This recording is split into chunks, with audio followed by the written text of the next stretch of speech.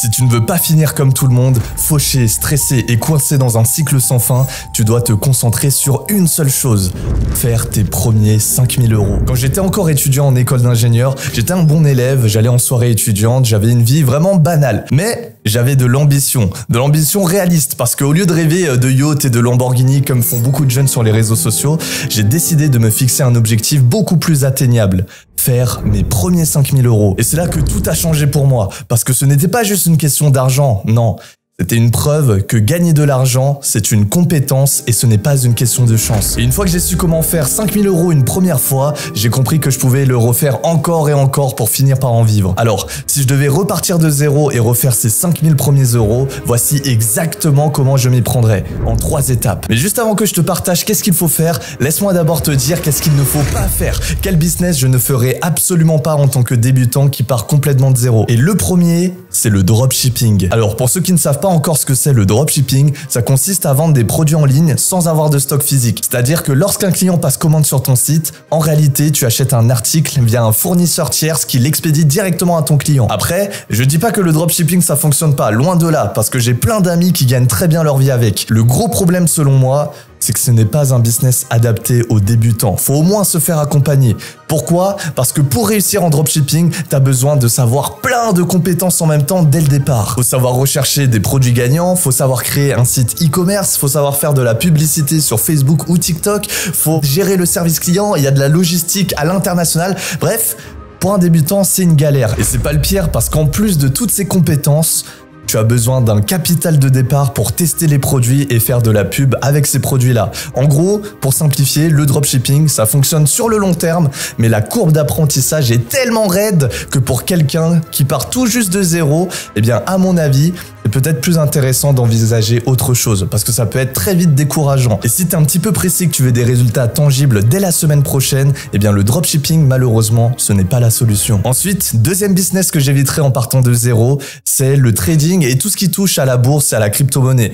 Parce que tout simplement, le trading, c'est pas un business, c'est de l'investissement. Le principe du trading, c'est de faire fructifier l'argent que tu as déjà. Mais si tu pars de zéro et que t'as pas d'argent à investir, bah y a rien à faire fructifier. C'est comme si tu voulais arroser une plante sans eau. Ça marche pas. Après attention, je dis pas que le trading tu peux pas en vivre, j'ai des amis encore une fois qui vivent de ça, mais quand t'es débutant, j'ai vu tellement de wannabe-preneurs se casser la gueule dessus que je te déconseille. Mais alors la question que tu peux me poser c'est qu'est-ce qui fonctionne vraiment quand on est étudiant et qu'on veut gagner 5000 € par mois? J'y viens.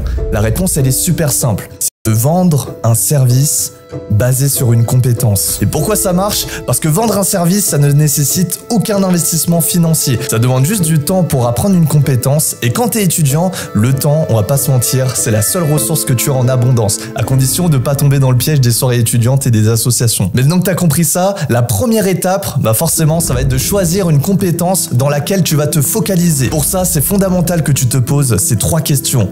Première question, qu'est-ce que j'aime faire?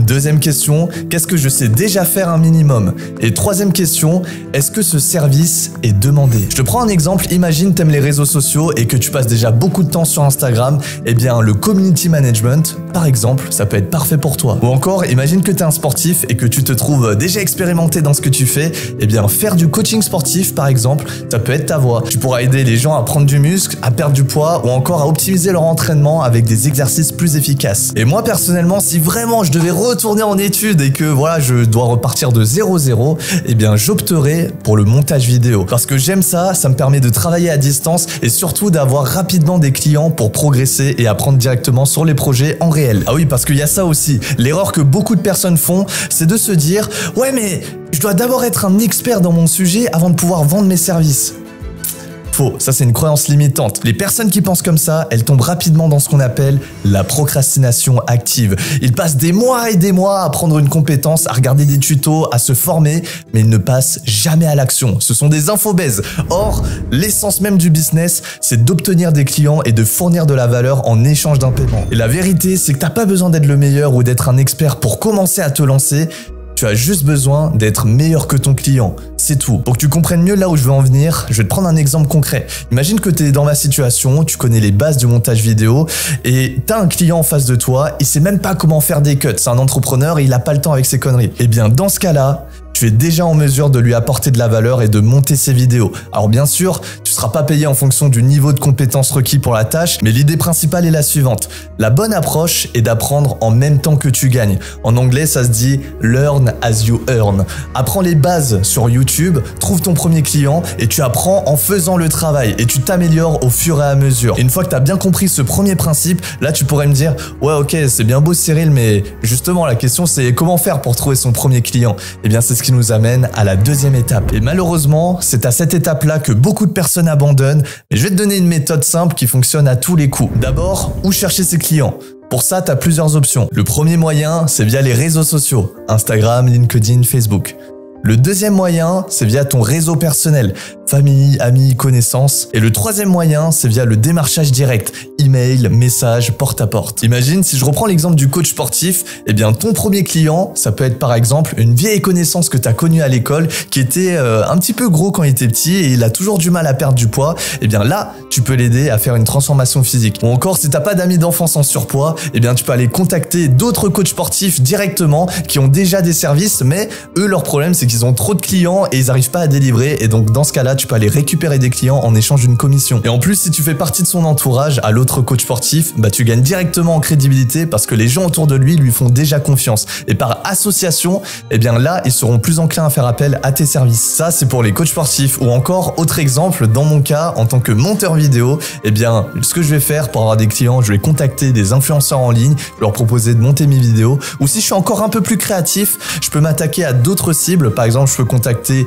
des restaurants locaux qui ont besoin de vidéos de qualité. Ou encore, si je suis chaud, je peux faire les deux. Et en leur proposant gratuitement de monter une vidéo pour leur portfolio ou leurs réseaux sociaux, eh bien, tu peux rapidement te faire un nom et obtenir des clients payants. Et d'ailleurs, une autre erreur très courante lorsque tu débutes dans la vente de services, c'est de trop réfléchir sur combien tu vas facturer. Parce que pour tes deux premiers clients, vraiment, je te conseille de proposer tes services à faible coût, voire même limite gratuit, en échange d'un témoignage, s'ils sont satisfaits bien sûr. Là tu vas me dire, mais pourquoi gratuitement? Moi je travaille pas gratuitement. De 1, parce que ça élimine tous les risques pour ton client, ce qui augmente considérablement les chances qu'il accepte de te prendre. Mais surtout, de 2, la vraie valeur, ce n'est pas dans l'argent que tu vas gagner avec ces premiers clients, mais c'est dans le témoignage qu'ils vont te fournir. Et encore mieux, si ton premier client c'est quelqu'un de sérieux et de connu dans ton domaine, eh bien un seul bon témoignage, ça peut littéralement changer ta vie. Car cette personne-là, elle connaît probablement d'autres personnes qui ont besoin du même service et de bouche à oreille, là tu vas commencer à avoir une base de clients conséquent. Et un bon témoignage, ça vaut des milliers d'euros en crédibilité. Et tu vois, pour l'aspect prospection, quand il s'agit d'envoyer un message à un potentiel client, eh bien c'est pas nécessaire de se compliquer la vie. Voici comment structurer ton message pour approcher un client potentiel. C'est super simple. Tu dis un truc du style « Bonjour Patrick, j'ai remarqué que vous n'avez pas de vidéo de présentation de votre restaurant sur votre site internet. » Bon, après là, tu fais une observation qui est personnalisée. Après, tu te présentes et tu dis ce que tu fais. Donc, je suis spécialisé en tournage et en montage vidéo et j'aimerais vraiment vous aider à augmenter la réputation de votre restaurant avec une belle vidéo. Là, vraiment, t'insistes sur les bénéfices concrets pour eux. Et enfin, tu finis ton message par une offre irrésistible. Un truc du style « Pour vous montrer la qualité de mon travail, je vous propose de réaliser une bande-annonce de votre restaurant gratuitement. » Et là, tu proposes ton service. Et si vous êtes satisfait, je vous demanderai simplement un témoignage en retour que je pourrais utiliser pour développer mon activité. Seriez-vous intéressé? Cordialement, Cyril. Et là, boum! Super simple. Ce message, il fonctionne parce qu'il est personnalisé, direct et propose de la valeur sans risque pour ton client. Et une fois que tu as récolté tes 2 premiers témoignages, ça y est, là tu peux créer ton offre payante. Et la question que beaucoup de débutants se posent, c'est ok, mais maintenant combien je facture mon service? Et je comprends totalement parce que quand on démarre, on sait pas forcément c'est quoi le bon prix à considérer. Après tout, on veut pas être payé comme un esclave, mais en même temps, on veut pas mettre un prix trop exagéré, sinon ça va faire fuir le client. Alors personnellement, pour répondre à cette question, je vais simplifier au maximum. Je vais juste me poser une autre question. Quel est le montant minimum que j'accepterai pour moi réaliser cette tâche? L'objectif ici, c'est de fixer un prix qui semble être no-brainer pour ton potentiel client. Il faut que ce soit une offre tellement évidente, tellement irrésistible pour ton client qu'il n'a pratiquement aucune raison de la refuser. Et faire ce travail de structuration d'offre, ça va également me donner plus de confiance pour les prochains clients parce que là, j'ai de quoi me repérer. Et à mesure que j'augmente mes compétences, eh bien, je pourrai progressivement augmenter mes prix. Par exemple, en tant que monteur vidéo débutant, eh bien, je pourrais commencer à facturer 4 4 vidéos courtes pour 200 €. Puis ensuite, avec le client suivant, je passerai à 300 €, puis après à 400 €. Et bien sûr, tout ça en fonction de mon expérience et de la demande. Alors là, bon, je te donne des chiffres imaginaires, c'est juste pour que tu comprennes la logique derrière. Et dernièrement, ça c'est un principe de base, ton offre doit absolument résoudre un problème concret. Mais ça, je vais rentrer plus en détail un petit peu plus tard. Alors là, ça y est, maintenant que tu as tes premiers clients et tes témoignages, la question c'est comment passer à l'étape suivante et atteindre les 5 000 € par mois. Eh bien, voici la stratégie en 2 étapes. La première étape, ça va être de créer ton personal branding. Alors, on vit dans une ère de l'attention. Et celui qui est connu aura toujours plus de clients et gagnera toujours plus d'argent que celui qui reste inconnu. C'est pourquoi tu vois parfois des mecs et tu te dis « Ah mais lui, ce mec-là, clairement, je suis meilleur que lui ». Et pourtant, c'est peut-être vrai, mais comme ces personnes-là ont plus de visibilité, bah elles te passent devant. Simplement parce qu'elles sont populaires. Et personnellement, c'est en créant du contenu en ligne et en construisant mon personal branding que tu me connais aujourd'hui sous le nom de Mr. Dreamax, #1 in dev perso. Et si je n'avais pas développé mon personal branding, bah tu n'aurais probablement jamais entendu parler de moi. Donc commence à créer du contenu qui est en lien avec ton expertise. Si tu es monteur vidéo, publie des avant et des après de tes montages. Si tu es coach sportif, partage tes transformations physiques avec tes clients. L'objectif est d'attirer des clients vers toi au lieu de les rechercher. Utilise les plateformes où se trouvent tes clients potentiels. Si tu cibles des entrepreneurs, bah par exemple, va sur LinkedIn ou directement sur Instagram. Si tu cibles des particuliers, va sur TikTok ou Instagram. Bref, t'as compris l'idée. Publie régulièrement. Moi, je te recommande au minimum 3 fois par semaine. La constance, c'est la clé. Et au début, c'est normal, personne te remarquera. Mais après quelques mois, tu verras, les résultats commenceront à venir. Dans mon cas, en tant que monteur vidéo, ce que je ferais, c'est je crée un compte TikTok et je publie du contenu avant, après de mes montages, tout en expliquant le processus. Ça va me permettre de montrer mon expertise au-delà du travail que je fais avec mes clients. Et retiens bien, je le dis, je le redis, mais c'est trop important, la régularité, c'est essentiel si tu veux réussir sur les réseaux sociaux. Donc je vais poster au moins une fois tous les 2-3 jours sur mon compte TikTok mes montages vidéo et ça va me permettre non seulement de construire mon portfolio directement sur mon compte TikTok, mais aussi de montrer aux gens ce que je peux leur offrir. Et à mesure que tu gagnes en compétences, il faut aussi que tu augmentes le niveau de problème que tu résous avec tes clients. C'est que comme ça que tu seras payé plus. Et pour ça, pose-toi cette question. C'est quoi le problème que mon client cherche à résoudre? Et plus ton offre est alignée avec le besoin réel, et plus il sera prêt à payer un bon billet pour ta solution. Pour l'exemple du coach sportif, au lieu de dire « Ouais, je vais te donner des exercices pour perdre du ventre », eh bien dis plutôt « Je vais t'aider à affiner ta taille et à renforcer tes abdominaux avec un programme personnalisé en combinant des exercices ciblés et un suivi nutritionnel adapté à ton mode de vie. » Et là, tu résous un problème beaucoup plus important et au lieu de facturer 50 € la séance de sport, eh bien là, tu peux facturer 500 € par mois, voire plus pour un accompagnement personnalisé. Et en offrant une transformation complète plutôt qu'un simple entraînement, eh bien tu augmentes la valeur perçue de ton service et ainsi tu peux justifier des tarifs plus élevés. Ou dans mon cas, en tant que monteur vidéo, je dis pas simplement que ouais, je monte des vidéos comme tout le monde. Non, je dirais plutôt, j'aide les créateurs de contenu à augmenter leur taux d'engagement grâce à des montages dynamiques qui captent l'attention des spectateurs. Parce que c'est ça qu'ils recherchent. La problématique, c'est le manque d'engagement qui empêche mon client d'attirer des nouveaux prospects dans lui, son business. Et en réglant son problème à la source, je peux lui facturer 1000 € par mois parce que derrière, je sais que je vais lui générer beaucoup plus d'argent grâce à mes services. Et plus le problème que tu résous est important, plus les gens sont prêts à payer cher pour le résoudre. C'est la base. Et avec 5 clients à 1000 € par mois, bah t'as déjà atteint ton objectif de 5000 € par mois. Ou encore, c'est que des maths, hein. Tu peux faire 10 clients à 500 € ou 20 clients à 250 €.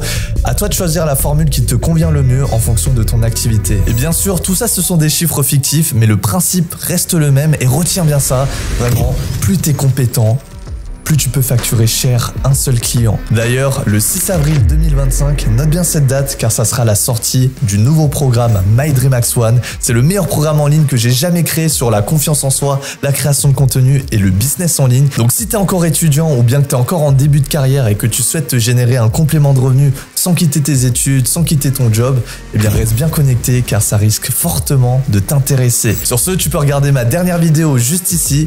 C'était Mr. Dreamax, n'oublie jamais, l'effort crée l'effort. Sur mydreamax.com, rejoignez la nouvelle génération de cours en ligne.